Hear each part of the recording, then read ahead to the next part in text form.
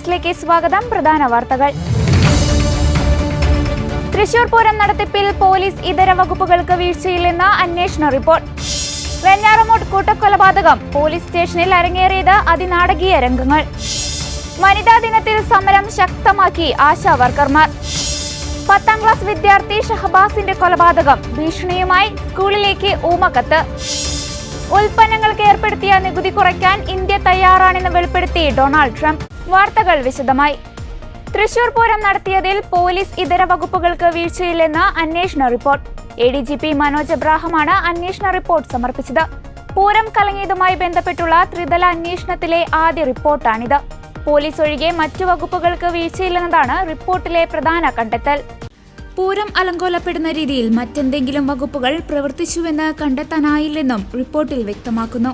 അതേസമയം വരുന്ന പൂരങ്ങൾ മെച്ചപ്പെട്ട രീതിയിൽ നടത്താനുള്ള ശുപാർശകളും നിർദ്ദേശങ്ങളും റിപ്പോർട്ടിലുണ്ട്. പൂരം നടക്കുന്ന ദിവസങ്ങളിൽ ആരോഗ്യവകുപ്പ് സജീവമായി ഇടപെടണമെന്നതാണ് പ്രധാന നിർദ്ദേശം. ആംബുലൻസുകൾ കൂടുതലായി സജ്ജീകരിക്കണമെന്നും പൂരത്തിനു മുന്നോടിയായി വകുപ്പുകളുടെ യോഗങ്ങൾ നടത്തണമെന്നും റിപ്പോർട്ടിൽ പറയുന്നു. പൂരം കലങ്ങിയതുമായി ബന്ധപ്പെട്ട് ത്രിതല അന്വേഷണമാണ് നടക്കുന്നത്. DGP, ക്രൈംബ്രാഞ്ച് മേധാവി, ADGP എന്നിവരുടെ നേതൃത്വത്തിലുള്ള അന്വേഷണങ്ങളാണ് നടന്നുവരുന്നത്.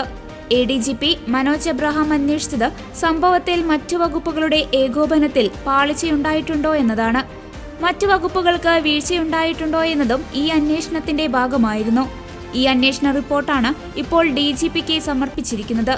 പൂരം കലങ്ങിയതുമായി ബന്ധപ്പെട്ട് ആദ്യമായി അന്വേഷണ റിപ്പോർട്ട് സമർപ്പിച്ചത് അന്നത്തെ ക്രമസമാധാന ചുമതലയുണ്ടായിരുന്ന ADGP അജിത് കുമാറാണ്. വിഷയത്തിൽ ആരോപണ വിധേയനായ അജിത് കുമാർ തന്നെ അന്വേഷണം നടത്തിയത് വിമർശനങ്ങൾക്കിടയാക്കിയിരുന്നു. പിന്നാലെയാണ് സർക്കാർ ത്രിതല അന്വേഷണം പ്രഖ്യാപിച്ചത്. ADGP MR അജിത് കുമാറിനെ വീഴ്ചയുണ്ടായിട്ടുണ്ടോ എന്ന കാര്യം DGPയാണ് അന്വേഷിക്കുന്നത്. വെഞ്ഞാറമൂട് കൂട്ടക്കൊലപാതകത്തിലെ പ്രതി അഫ്വാന്റെ കുഴഞ്ഞുവീഴൽ നാടകം പൊളിച്ചു പോലീസ്. ശാരീരിക പ്രശ്നങ്ങളില്ലെന്ന് ഡോക്ടർമാർ അറിയിച്ചതോടെ തെളിവെടുപ്പ് തുടരുകയായിരുന്നു. വെഞ്ഞാറമൂട് കൂട്ടക്കൊലക്കേസിലെ പ്രതി അഫ്വാനെ കൃത്യം നടന്ന സ്ഥലങ്ങളിലെത്തിച്ചാണ് പോലീസ് തെളിവെടുപ്പ് നടത്തിയത്. വ്യാഴാഴ്ച ഉച്ചയോടെ നെടുമങ്ങാട് കോടതിയിൽ നിന്നും കസ്റ്റഡിയിൽ വാങ്ങി പാങ്ങോട് പോലീസ് സ്റ്റേഷനിലെത്തിച്ച അഫ്വാനെ ചോദ്യം ചെയ്യലിന് ശേഷം വെള്ളിയാഴ്ച രാവിലെ 7-ന് തെളിവെടുപ്പിനായി താഴെ പാങ്ങോടുള്ള മുത്തശ്ശിയുടെ വീട്ടിലെത്തിക്കുമെന്നായിരുന്നു വിവരം ലഭിച്ചത്. രാവിലെ 6:30 മണിയോടെ പ്രഭാതകൃത്യത്തിനായി പോകണമെന്ന് അഫ്വാൻ ആവശ്യപ്പെടുകയും പോലീസ് വിലങ്ങഴിച്ചു കൊടുക്കുകയുമായിരുന്നു. എന്നാൽ സെല്ലിനകത്തെ ശൗചാലയത്തിൽ പോയ അഫ്വാൻ തലകറക്കമുണ്ടെന്ന് പറയുകയും ബോധക്ഷയം അഭിനയിച്ചു വീഴുകയായിരുന്നു. ഉടൻ തന്നെ പാങ്ങോട് പോലീസ് കല്ലറ പ്രാഥമിക ആരോഗ്യ കേന്ദ്രത്തിൽ എത്തിച്ച് നടത്തിയ പരിശോധനയിൽ കാര്യമായ പ്രശ്നങ്ങളൊന്നുമില്ലെന്ന് കണ്ടെത്തി. പിന്നീട് തെളിവെടുപ്പ് വരെ സെല്ലിൽ തലങ്ങും വിലങ്ങും നടന്ന അഫ്വാൻ ഉച്ചയൂണ് നൽകിയപ്പോൾ മീൻകറി ആവശ്യപ്പെടുകയും ചെയ്തു. മുത്തശ്ശി സൽമ ബീവി കൊല്ലപ്പെട്ട പാങ്ങോടുള്ള വീട്ടിലും തുടർന്ന് സഹോദരനെയും പെൺസുഹൃത്തിനെയും കൊലപ്പെടുത്തിയ വെഞ്ഞാറമൂട്ടിലെ വീട്ടിലുമാണ് വൻ പോലീസ് സുരക്ഷയിൽ എത്തിച്ചത്. കുറ്റബോധമോ ഭാവഭേദമോ ഇല്ലാതെയാണ് ക്രൂരകൃത്യം ചെയ്ത സ്ഥലങ്ങളിൽ അഫ്വാൻ പെരുമാറിയത്. മാതാവ് ഷെമിയുടെ കഴുത്തിൽ ഷാൾ കുരുക്കി ചുവരിലടിച്ച രീതി കാട്ടിക്കൊടുക്കുകയും ചെയ്തു. സൽമ ബീവിയുടെ കൊലപാതകവുമായി ബന്ധപ്പെട്ട് പാങ്ങോട് പോലീസ് എടുത്ത കേസിലായിരുന്നു ആദ്യത്തെ തെളിവെടുപ്പ്. വെള്ളിയാഴ്ച 4 മണിയോടെയാണ് പാങ്ങോടുള്ള വീട്ടിൽ എത്തിച്ചത്. ബന്ധുക്കളും നാട്ടുകാരുമടക്കം വൻ ജനാവലി തിങ്ങിക്കൂടിയ ഇവിടെ പോലീസ് വൻ സുരക്ഷയൊരുക്കി. സൽമ ബീവി തലക്കടിയേറ്റ് വീണ് കിടന്നിരുന്ന സ്ഥലം പ്രതിയെ കാണിച്ചു. തുടർന്ന് വീടിനുള്ളിൽ എത്തിച്ചും തെളിവെടുത്തു. മാല ആവശ്യപ്പെട്ടിട്ടും നൽകാത്ത മുത്തശ്ശി തന്റെ മാതാവിനെ ആക്ഷേപിച്ചുവെന്നും ഇതിനുള്ള വിരോധമാണ് കൊലയ്ക്ക് പിന്നിലെന്നുമാണ് അഫ്വാൻ മൊഴി നൽകിയത്. വെള്ളിയാഴ്ച തെളിവെടുപ്പിലും ഇക്കാര്യങ്ങൾ ആവർത്തിച്ചു. ഇതിനുശേഷമാണ് സഹോദരൻ അഫ്സാനെയും സുഹൃത്ത് ഫർസാനെയും തലക്കടിച്ചു കൊല്ലുകയും മാതാവ് ഷെമിയെ ആക്രമിക്കുകയും ചെയ്ത വെഞ്ഞാറമൂട് പെരുമലയിലെ വീട്ടിലെത്തിച്ചത്. ഇവിടെയും പ്രദേശവാസികളും ബന്ധുക്കളും തിങ്ങിക്കൂടിയിരുന്നു. പ്രതിഷേധം ഭയന്ന് കനത്ത പോലീസ് കാവലും ഉണ്ടായിരുന്നു. കൂട്ടക്കൊല നടന്ന ഫെബ്രുവരി 24 ശേഷം ആദ്യമായാണ് അഫ്വാനെ ഈ സ്ഥലങ്ങളിൽ എത്തിക്കുന്നത്. കൊടും ക്രൂരത അരങ്ങേറിയ വീട്ടിലും അക്ഷോഭനായാണ് അഫ്വാൻ പോലീസിനൊപ്പം കയറിയത്. അനുജൻ അടിയേറ്റ് മരിച്ചുകിടന്ന വരാന്തയിലും താഴത്തെ നിലയിലെ എല്ലാ മുറികളിലും പോലീസ് അഫ്വാനുമായി കയറി കൂടുതൽ വിവരങ്ങൾ ചോദിച്ചറിഞ്ഞു. പോലീസ് ആവശ്യപ്പെട്ടതനുസരിച്ച് മാതാവിനെ ആക്രമിച്ച വിധം SHO അനൂപ് കൃഷ്ണന്റെ കഴുത്തിൽ ഷാൾ കുരുക്കി കാട്ടിക്കൊടുക്കുകയും ചെയ്തു. ഒടുവിൽ ഫർസാനയെ ക്രൂരമായി തലക്കടിച്ച് കൊലപ്പെടുത്തിയ മുകളിൽ നിലയിൽ എത്തിച്ചപ്പോഴും ഭാവമാറ്റമൊന്നും ഉണ്ടായില്ല. ആറ്റിങ്ങൽ DYSPയുടെ നേതൃത്വത്തിൽ പോലീസ് ചോദിച്ചതിനെല്ലാം കൃത്യമായി മറുപടി പറഞ്ഞു. കഴിഞ്ഞ ദിവസമാണ് അഫ്സാനെ 3 ദിവസത്തെ പോലീസ് കസ്റ്റഡിയിൽ വിട്ടത്. വെള്ളിയാഴ്ചത്തെ തെളിവെടുപ്പ് വിവരങ്ങൾ വിലയിരുത്തിയ ശേഷമാകും വെഞ്ഞാറമൂട് പോലീസ് മറ്റു കൊലപാതകങ്ങളിൽ കേസെടുക്കുക. തുടർന്ന് കൂടുതൽ ദിവസം കസ്റ്റഡി ആവശ്യപ്പെടുന്നതുൾപ്പെടെയുള്ള നടപടികളിലേക്കും കടക്കും.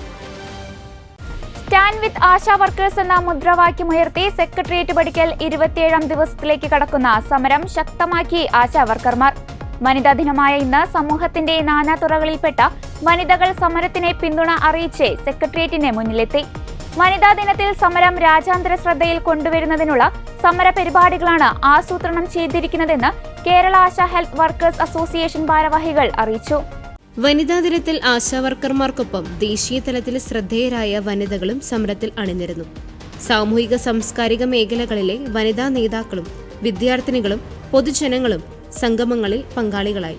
തൊഴിൽ അവകാശ പ്രക്ഷോഭം എന്ന നിലയിൽ ചർച്ചയായി മാറിയ സമരത്തിന് പിന്തുണ അറിയിച്ച് ഇതിനോടകം ഒട്ടേറെ പേർ രംഗത്തെത്തിയിരുന്നു. എഴുത്തുകാരി അരുന്ധതി റോയ്, സാമൂഹിക പ്രവർത്തക മേധ പട്കർ എന്നിവർ പിന്തുണ അറിയിച്ച് ഇന്നലെ സന്ദേശം അറിയിച്ചിരുന്നു.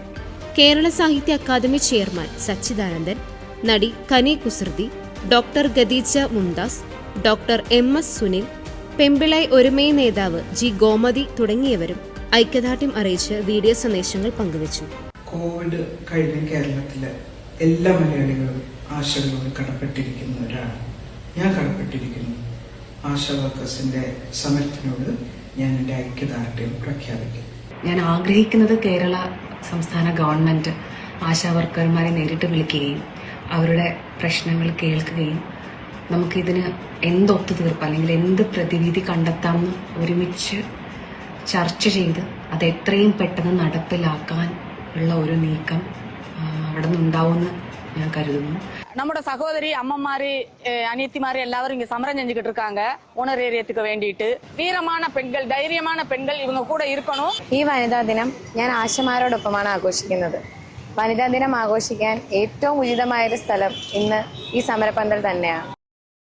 സംസ്ഥാനത്ത് ജില്ലാ കേന്ദ്രങ്ങളിൽ വിദ്യാർത്ഥികളുടെ നേതൃത്വത്തിൽ സമരത്തിന് പിന്തുണയുമായി ഇന്നലെയും വിവിധ പരിപാടികൾ നടന്നിരുന്നു.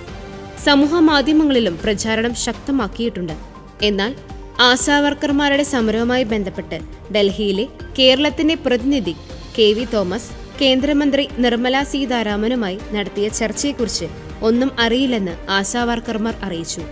ആര് ചർച്ച നടത്തിയാലും തങ്ങൾ ഉന്നയിച്ച ആവശ്യങ്ങളിൽ നടപടിയാകാതെ പിന്നോട്ടില്ലെന്ന് സമരസമിതി നേതാക്കൾ പറഞ്ഞു. കേരളത്തിൽ ഇത്തവണ വനിതാ ദിനത്തിൽ ആദ്യം ചെയ്യേണ്ട കാര്യം ആശാപ്രവർത്തകരുടെ സമരം ഒത്തുതീർക്കുകയാണെന്ന് പ്രതിപക്ഷ നേതാവ് VD സതീശൻ വ്യക്തമാക്കി.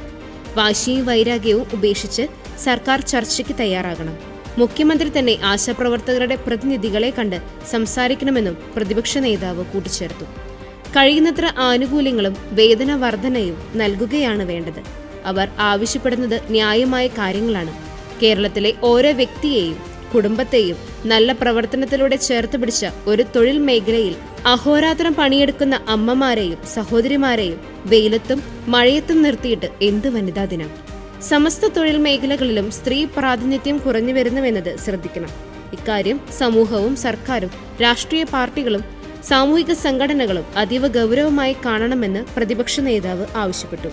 അതേസമയം കേന്ദ്ര സർക്കാരിന്റെ ഭാഗത്തുനിന്നും യാതൊരു തരത്തിലുള്ള അവഗണനയും ഉണ്ടായിട്ടില്ലെന്ന് K. സുരേന്ദ്രൻ മാധ്യമങ്ങളോട് പറഞ്ഞു. കേന്ദ്രം അനാവശ്യമായ ഒരു പൈസ പോലും പിടിച്ചു വെക്കില്ല. ഒരു സംസ്ഥാനത്തിനും ഈ പരാതിയില്ല. ആകെ കേരള ഗവൺമെന്റ് ചെയ്യേണ്ട ഒരു കാര്യവും ചെയ്യാതെ ഈ കാര്യത്തിൽ കേന്ദ്രവിരുദ്ധ നിലപാട് സ്വീകരിച്ച് തടി തപ്പാനാണ് സർക്കാർ ശ്രമിക്കുന്നത്.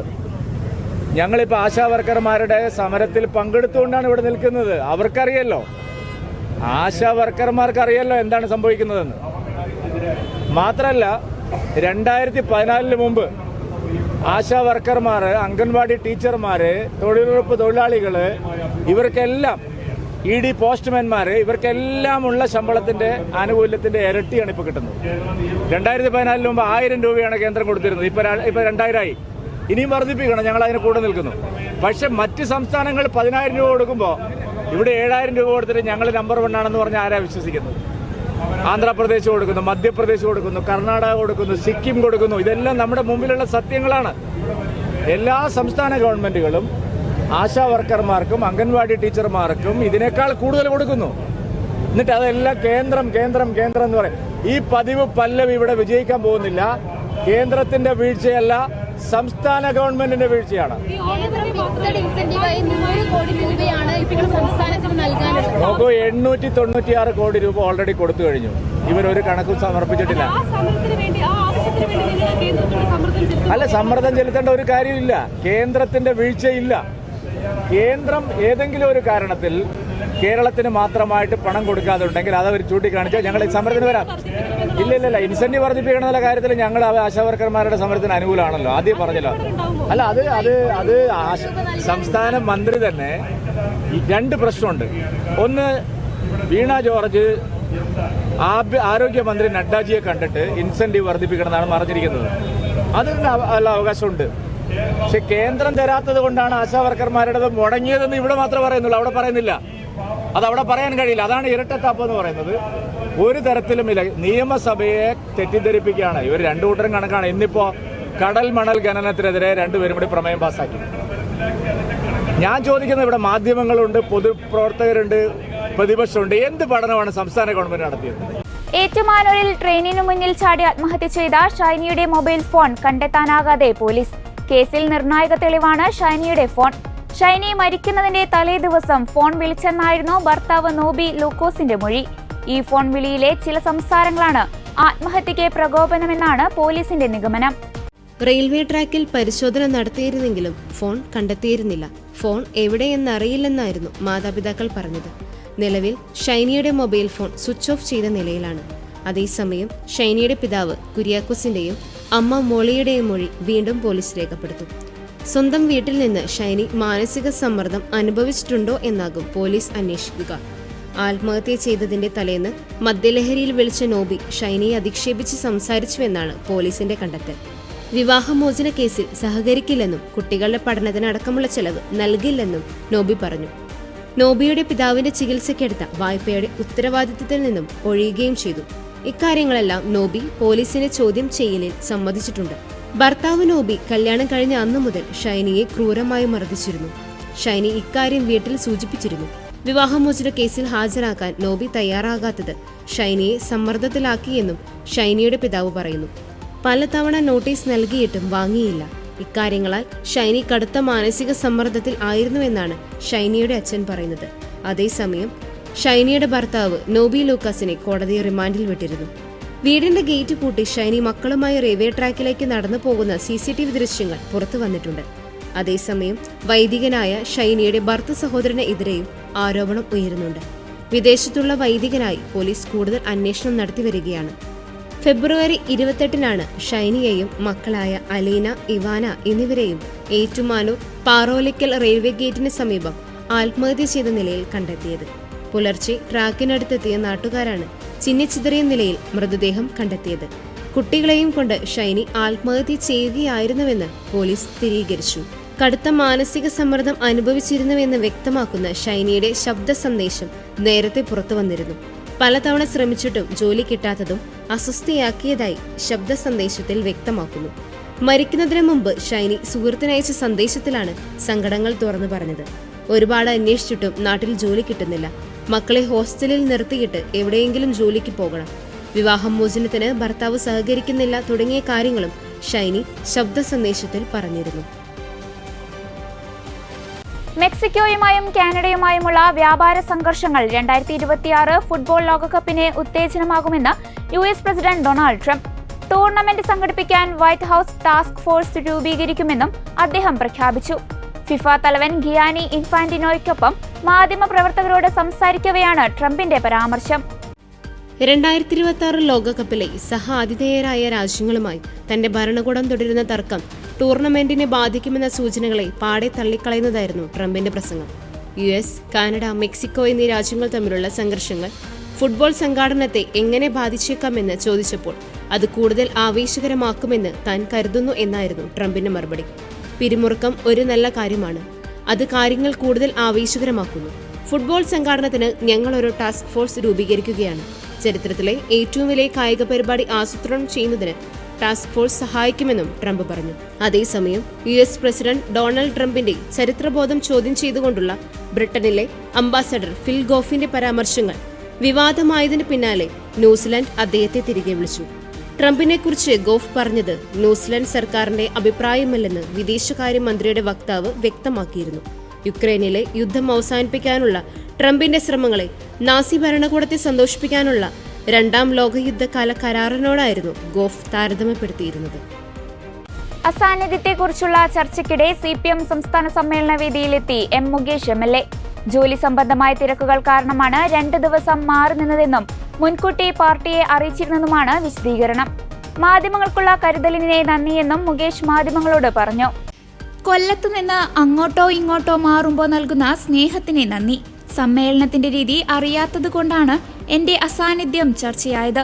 സമ്മേളനത്തിന് എത്തുന്നത് പാർട്ടി തെരഞ്ഞെടുത്തിട്ടുള്ള പ്രതിനിധികളാണ്, ഞാൻ പ്രതിനിധിയല്ല. അതുകൊണ്ട് സമ്മേളനത്തിന് എത്തുന്നതിന് പരിമിതികളുണ്ട്. എന്നാൽ ലോഗോ പ്രകാശനം, അതിനോടൊപ്പം നടന്ന കബഡി മത്സരം തുടങ്ങിയവയിലെല്ലാം താൻ പങ്കെടുത്തിരുന്നുവെന്നും മുകേഷ് പറഞ്ഞു. ഞാൻ പറഞ്ഞിട്ടാണ് പോയത്. എനിക്ക് നമ്മുടെ ജോലി സംബന്ധമായിട്ട് നിയമസഭയ്ക്ക് ഉള്ള ഒരു ഫ്രീ വന്നപ്പോഴത്തെ അവിടെ പോയിട്ട് തിരിച്ചു വന്നു, അത്രേ ഉള്ളൂ. പിന്നെ നിങ്ങളുടെ ഈ കരുതലിന് എനിക്ക് വളരെ സന്തോഷമുണ്ട്. കൊല്ലത്തിന് ഞാൻ ഇങ്ങോട്ട് മാറുമ്പോഴത്തേക്ക് ഇത്രയും സ്നേഹവും ഇത്രയും നമ്മളില്ലാതെ കൊല്ലമില്ല, അത്രേ ഉള്ളൂ.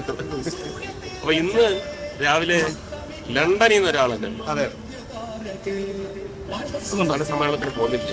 ഞാൻ പറഞ്ഞു പുയപ്പള്ളിയിലെ ബ്രാഞ്ച് സെക്രട്ടറിയാണ്.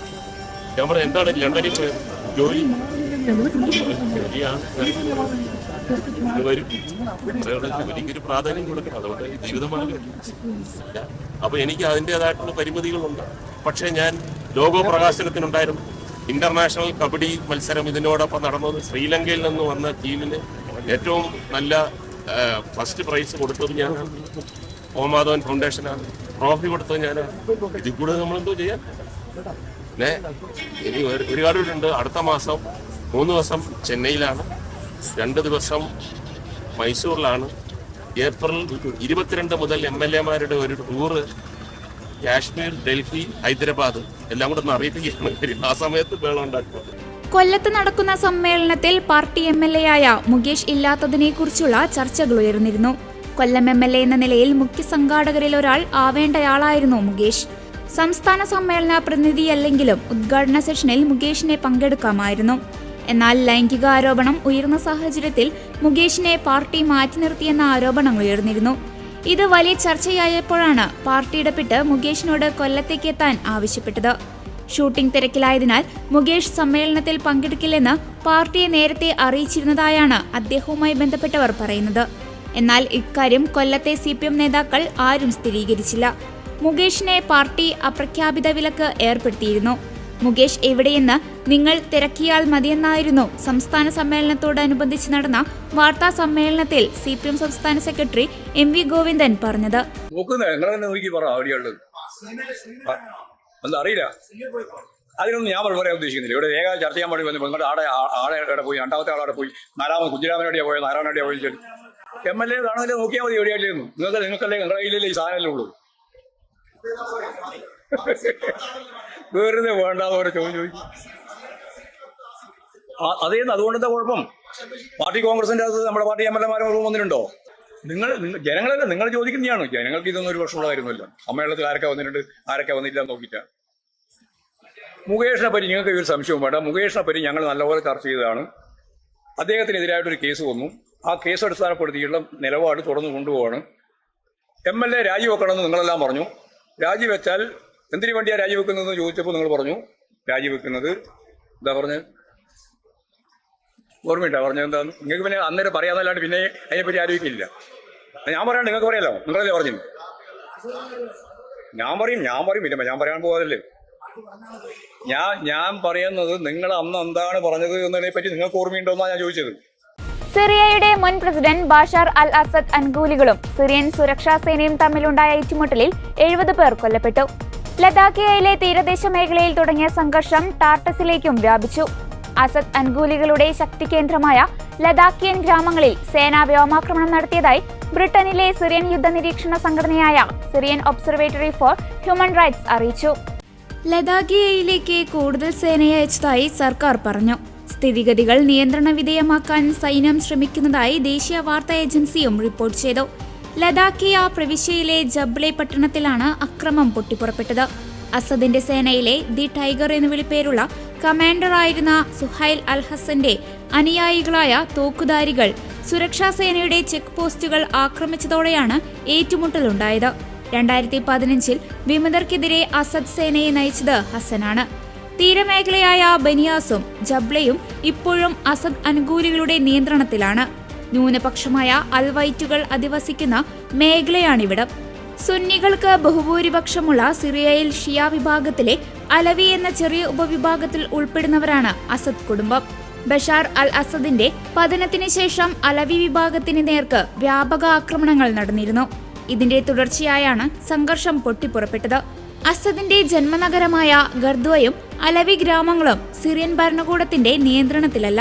കഴിഞ്ഞ ഡിസംബറിൽ സായുധ സംഘടനയായ ഹയാത്ത് തഹീർ അൽ ഷാം നടത്തിയ വിമത വിപ്ലവത്തിന് ശേഷം രാജ്യത്തുണ്ടാകുന്ന ഏറ്റവും വലിയ രക്തച്ചൊരിച്ചിലാണ് ലഡാക്കിയിലേത്.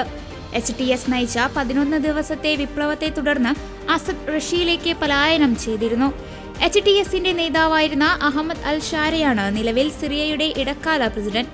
രാജ്യത്തുനിന്ന് അസദ് അനുകൂലികളെ ഉന്മൂലനം ചെയ്യുമെന്ന് ഷാരയുടെ കീഴിലുള്ള സേന പ്രഖ്യാപിച്ചിരുന്നു.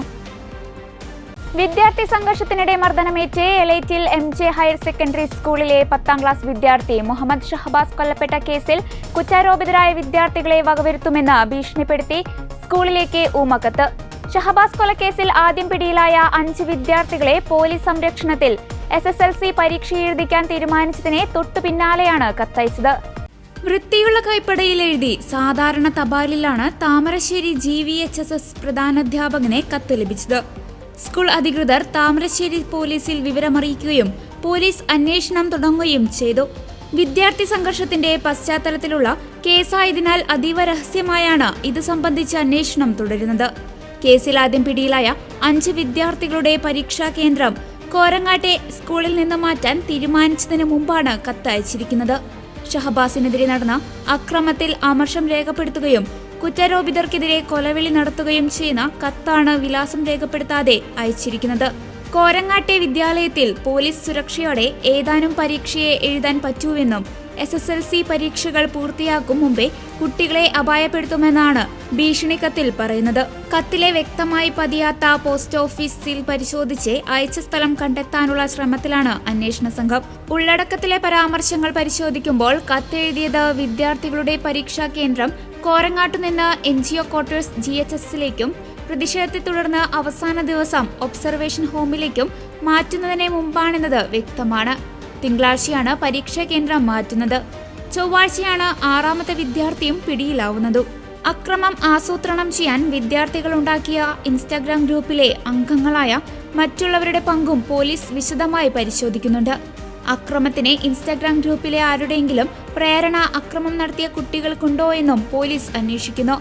61 കുട്ടികളാണ് ഇൻസ്റ്റാഗ്രാം ഗ്രൂപ്പിൽ ഉള്ളതെന്നും പോലീസ് പറഞ്ഞു. അതേസമയം ഷഹബാസിന്റെ കൊലപാതകവുമായി ബന്ധപ്പെട്ട് മെറ്റ കമ്പനിയിൽ നിന്ന് അന്വേഷണ സംഘം വിവരങ്ങൾ തേടി. സംഘർഷം ആസൂത്രണം ചെയ്ത ഇൻസ്റ്റാഗ്രാം ഗ്രൂപ്പിനെ കുറിച്ചുള്ള വിവരങ്ങൾ അറിയാനായാണ് നീക്കം. താമരശ്ശേരിയിലെ ഷഹബാസിന്റെ വീട്ടിലെത്തിയ അന്വേഷണ സംഘം മൊബൈൽ ഫോണുകൾ ഉൾപ്പെടെ പരിശോധിച്ചു. ട്യൂഷൻ സെന്ററിൽ വെച്ചുണ്ടായ തർക്കത്തിന് പകരം ചോദിക്കാനായുള്ള ആസൂത്രണം 10ാം ക്ലാസ് വിദ്യാർത്ഥികൾ നടത്തിയത് സമൂഹ മാധ്യമ ഗ്രൂപ്പുകൾ വഴിയാണെന്ന കാര്യം നേരത്തെ പുറത്തുവന്നിരുന്നു. പോലീസിൽ നിന്ന് രക്ഷപ്പെടാൻ കൈവശമുണ്ടായിരുന്ന MDMA പൊതി വിഴുങ്ങി ആശുപത്രിയിലായിരുന്ന യുവാവ് മരിച്ച സംഭവത്തിൽ ഷാനിദ് ലഹരി ഉപയോഗിക്കുമെന്ന് തങ്ങൾക്കറിയാമായിരുന്നുവെന്ന് പ്രദേശവാസികൾ. എന്നാൽ അതിനെക്കുറിച്ച് അറിയില്ലെന്നാണ് വീട്ടുകാർ പ്രതികരിച്ചത്. അതേസമയം പലപ്പോഴും രാത്രി ഏറെ വൈകിയാണ് ഷാനിദ് വീട്ടിൽ എത്തിയിരുന്നതെന്നാണ് മുത്തശ്ശി പറയുന്നത്. വൈകിയതിന് പേരിൽ വഴക്ക് പറയുമ്പോഴും ഷാനിദ് തിരിച്ചു ദേഷ്യപ്പെടില്ലായിരുന്നു. വീട്ടിൽ ഇതുവരെ ലഹരി വസ്തുക്കൾ കൊണ്ടുവരുന്നത് കണ്ടിട്ടില്ലെന്നും മുത്തശ്ശി പറയുന്നു. അമ്പായത്തോട് പാറമേൽ പള്ളിക്ക് സമീപത്തെ പിതാവിന്റെ വീട്ടിൽ മുത്തശ്ശിക്കൊപ്പമാണ് ഷാനിദ് താമസിച്ചിരുന്നത്. ഷാനിദ് താമസിച്ചിരുന്ന സ്ഥലത്ത് ആളുകളുമായി വലിയ ബന്ധമുണ്ടായിരുന്നില്ല. ഷാനിദ് ഉൾപ്പെടുന്ന കണ്ണിയിൽ ഇനിയും ഒട്ടേറെ പേരുണ്ടെന്നാണ് ഇവർ പറയുന്നത്. ഇവരെ പുറത്തു കൊണ്ടുവരണം. ഉദ്യോഗസ്ഥരുടെ ഭാഗത്തുനിന്ന് കുറച്ചുകൂടി കാര്യക്ഷമമായ ഇടപെടൽ അത്യാവശ്യമാണെന്നും പ്രദേശവാസികൾ പറഞ്ഞു. പോലീസിനെ കണ്ട് ഭയന്നോടിയ ഷാനിദ് MDMA വിഴുങ്ങുകയായിരുന്നു. താമരശ്ശേരി പോലീസിന്റെ പിടിയിലായപ്പോൾ ഷാനിദ് തന്നെയാണ് താൻ കയ്യിലുണ്ടായിരുന്ന MDMA പൊതികൾ വിഴുങ്ങിയതായി പറഞ്ഞത്. അപകടം മനസ്സിലാക്കിയ പോലീസ് ഉദ്യോഗസ്ഥർ ഇയാളെ ആദ്യം താമരശ്ശേരി താലൂക്ക് ആശുപത്രിയിലും പിന്നീട് ഡോക്ടർമാരുടെ നിർദ്ദേശത്തെ തുടർന്ന് കോഴിക്കോട് മെഡിക്കൽ കോളേജ് ആശുപത്രിയിലും എത്തിച്ചു. CT സ്കാൻ, എൻഡോസ്കോപ്പി പരിശോധനകളിലൂടെ ഷാനിദിന്റെ വയറിനുള്ളിൽ 2 ചെറിയ പ്ലാസ്റ്റിക് പൊതികൾ ഉണ്ടെന്ന് സ്ഥിരീകരിച്ചു. ഈ പൊതികളിൽ വെളുത്ത തരി പോലെയുള്ള വസ്തുവിന്റെ സാന്നിധ്യവും തിരിച്ചറിഞ്ഞിട്ടുണ്ട്. വെന്റിലേറ്ററിൽ കഴിഞ്ഞിരുന്ന ഷാനിദിന്റെ മരണം രാവിലെ 11:20 ഡോക്ടർമാർ സ്ഥിരീകരിച്ചത്. അമേരിക്കൻ ഉൽപ്പന്നങ്ങൾക്ക് ഏർപ്പെടുത്തിയ നികുതി കുറയ്ക്കാൻ ഇന്ത്യ തയ്യാറായിട്ടുണ്ടെന്ന് വെളിപ്പെടുത്തി US president Donald Trump. Tariff നയങ്ങളെ വിമർശിച്ച ട്രംപ് ഉയർന്ന നികുതി കാരണം ഇന്ത്യയിൽ ഉൽപ്പന്നങ്ങൾ വിൽക്കാനാവുന്നില്ലെന്നും പറഞ്ഞു. നികുതി നിരക്കിലെ മാറ്റങ്ങളെക്കുറിച്ച് ചർച്ചകൾ വന്നതോടെയാണ് നിരക്കുകൾ കുറയ്ക്കാൻ ഇന്ത്യ തയ്യാറായതെന്നും ട്രംപ് അറിയിച്ചു. അമേരിക്കയിൽ നിന്ന് ഇറക്കുമതി ചെയ്യുന്ന ഉൽപ്പന്നങ്ങൾക്ക് ഉയർന്ന നികുതിയാണ് ഇന്ത്യ ഈടാക്കുന്നത്. അതുകാരണം ഇന്ത്യൻ വിപണിയിൽ അമേരിക്കൻ ഉൽപ്പന്നങ്ങൾ വിൽക്കാൻ സാധിക്കുന്നില്ല. ഈ പശ്ചാത്തലത്തിൽ നികുതിയിൽ ഇളവ് കൊണ്ടുവരാൻ ഇന്ത്യ തയ്യാറാകുന്നുണ്ടെന്ന് ട്രംപ് പറഞ്ഞു. അമേരിക്കൻ ഉൽപ്പന്നങ്ങൾക്ക് ഈടാക്കുന്ന അതേ നികുതി മറ്റു രാജ്യങ്ങളിൽ നിന്ന് ഈടാക്കാൻ ട്രംപ് ഭരണകൂടം തയ്യാറാകുന്ന പശ്ചാത്തലത്തിലാണ് ഈ നീക്കം. സത്യപ്രതിജ്ഞ ചെയ്ത് അധികാരമേറ്റെടുത്ത ജനുവരി 20 ഉയർന്ന താരിഫ് ഏർപ്പെടുത്തിയ ഇന്ത്യ ഉൾപ്പെടെയുള്ള രാജ്യങ്ങളെ ട്രംപ് വിമർശിച്ചിരുന്നു. കഴിഞ്ഞ ദിവസം നടന്ന കോൺഗ്രസ് യോഗത്തിലും താരിഫ് നിരക്കുകൾ അന്യായമെന്ന വിമർശനം ട്രംപ് ഉന്നയിച്ചിരുന്നു. ഏപ്രിൽ 2 മുതലാണ് പകരത്തിന് പകരം നികുതി ഏർപ്പെടുത്താൻ ട്രംപ് ഭരണകൂടം ഒരുങ്ങുന്നത്. ഇതോടെ US-ന്റെ വ്യാപാര നയത്തിൽ നിർണായകമായ മാറ്റമുണ്ടാകും. മറ്റു രാജ്യങ്ങൾ US-നെ ഉപയോഗിക്കുന്നത് ഇനി നോക്കിയിരിക്കില്ലെന്ന നിലപാടാണ് അദ്ദേഹത്തിന്റേത്. അതേസമയം റഷ്യക്കെതിരെ വലിയ തോതിലുള്ള ഉപരോധങ്ങളും ഉയർന്ന താരിഫുകളും പരിഗണനയിലാണെന്ന് ഡൊണാൾഡ് ട്രംപ് പറഞ്ഞു. സെലൻസ്കിയുമായുള്ള തർക്കത്തിന് ദിവസങ്ങൾക്ക് ശേഷമാണ് ട്രംപ് റഷ്യക്കെതിരെ തിരിഞ്ഞിരിക്കുന്നത്. യുദ്ധക്കളത്തിൽ റഷ്യ ഇപ്പോൾ യുക്രൈനെ പൂർണ്ണമായും ആക്രമിക്കുകയാണ്. വെടിനിർത്തൽ കരാറിലേക്ക് റഷ്യ ഉടൻ എത്തിയില്ലെങ്കിൽ അവർക്കെതിരെ വലിയ തോതിലുള്ള ബാങ്കിംഗ് ഉപരോധങ്ങൾ, താരിഫ് വർധന എന്നിവ പരിഗണനയിലാണ്. വളരെ വൈകുന്നതിന് മുൻപായി തന്നെ ചർച്ചയ്ക്ക് വരൂ എന്നും ട്രംപ് റഷ്യയ്ക്ക് മുന്നറിയിപ്പ് നൽകി. യുദ്ധം ആരംഭിച്ചതിന് പിന്നാലെ US, UK, Europe, Australia, Canada, Japan തുടങ്ങിയ രാജ്യങ്ങൾ റഷ്യയ്ക്കെതിരെ 21,000-ലധികം ഉപരോധങ്ങളാണ് ഏർപ്പെടുത്തിയിരിക്കുന്നത്. ഇതോടെ ഗുഡ്നസ് ഈവനിംഗ് ന്യൂസ് പൂർണ്ണമാകുന്നു. കൂടുതൽ വാർത്താ അപ്ഡേറ്റുകൾക്കായി ഗുഡ്നസ് ന്യൂസ് ചാനൽ സന്ദർശിക്കുക. നന്ദി.